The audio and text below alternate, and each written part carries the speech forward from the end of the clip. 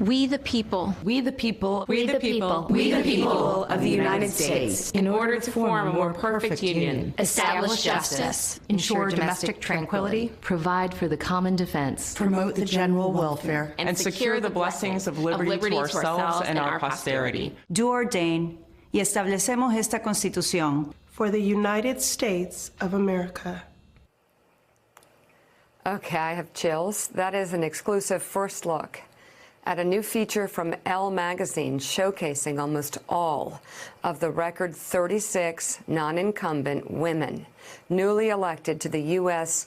House of Representatives. I would describe this as like the ultimate know your value moment. Elle exclusively photographed the congresswomen during their orientation week in Washington and recorded them reciting the preamble to the U.S. Constitution. Joining us now, the executive director of Elle, Emma Rosenblum. Emma, it's great to have you on the show this morning. Thank you. Thank you so much for having us. We're so excited.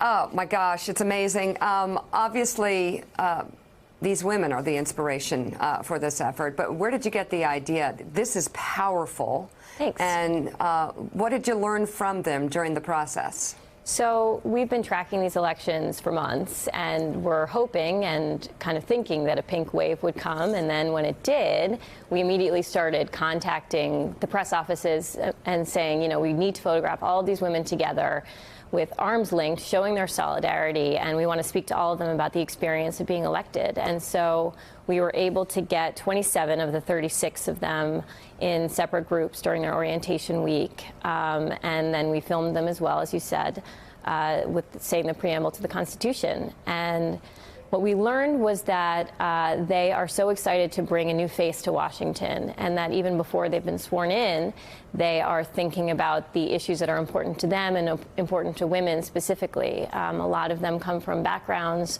that are not traditional politicians, and they are inspiring our readers at Elle already to get more involved in politics in a way that we've never seen before. And all of the women you ended up photographing were Democrats. Yes. Because there is a new Republican congresswoman. Yes. But she wasn't available. That's right. And it also illustrates the disparity, though, between what the Democratic Party is doing in terms of promoting and pushing women candidates, and then Republicans seem to be lagging there. Yeah, I think there's only one, as you said, and her name is Carol Miller, and we just didn't photograph her because of scheduling reasons. But it is the Democratic Party. That's what we're seeing. And it's not just women, but it's the youngest women ever elected. It's the first Muslim women elected. It's the first African-American women from New England ever elected. There's lesbian women, you know, there's bisexual women. It runs the gamut, and it really is changing the face of Washington already. What's incredible is the contrast between the Republican Party and the Democratic Party, just in terms of, you've taken photographs of most of the women, 36 new members of Congress, women, and the photograph of the Democratic Party in the House of Representatives, men and women, is actually the face of America.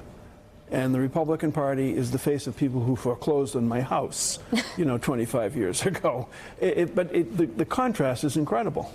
Well, and if anything, you have Donald Trump campaigning against an incumbent Republican congresswoman like Mia Love and pushing Republican women out of the party. And then you have what I think is a real social achievement in terms of American progress, that so many women were elected to Congress this year.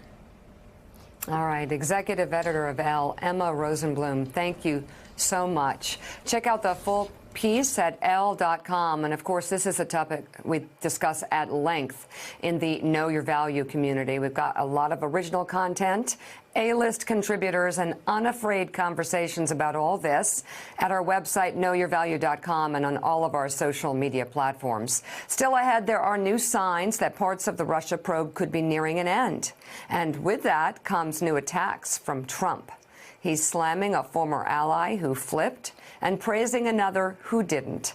The question now is whether he crossed a legal line. Morning Joe is coming right back. Thanks for checking out MSNBC on YouTube, and make sure you subscribe to stay up to date on the day's biggest stories. And you can click on any of the videos around us to watch more from Morning Joe and MSNBC. Thanks so much for watching.